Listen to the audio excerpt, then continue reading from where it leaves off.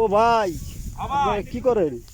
এ খেত নেদিরি ধান কি সমস্যা কি? সমস্যা পোকে কাটে ভাই, অনেক পোকে কাটে, পোকে কাটে ধান সব শেষ করে এলো ভাই।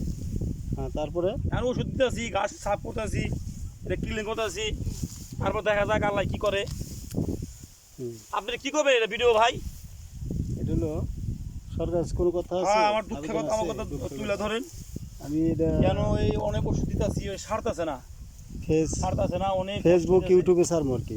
কারণ একটু যদি ভালো ওরা দেখে, কেউ দর্শকে বা কোনো ভালো কর্মকর্তার নজরে পড়ে, কোনো বিকল্প ওষুধ পানি দেয় যদি সরকার কৃষকরে, কি ভাই ঠিক না?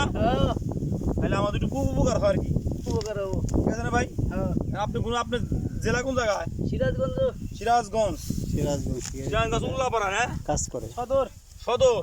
আলহামদুলিল্লাহ, কাজ আমার করে বাড়ি ওই আপনার? মানিকগঞ্জ, দুই ভাই হলো একখানে কাজ করতেছি। এবার কৃষকের অনেক সমস্যা হয়ে গেছে, খালি ধানগুলা একদম লাল হয়ে গেছে, পোকায় কাইটা হলাইছে। পোকাটা দেন না, এবার খাওয়া ওই যে দেন দেন সব করে শেষ। একবারে। একদম পুরা বিদায়। লাল হয়ে গেছে, একদম লাল হয়ে গেছে ধানগুলো।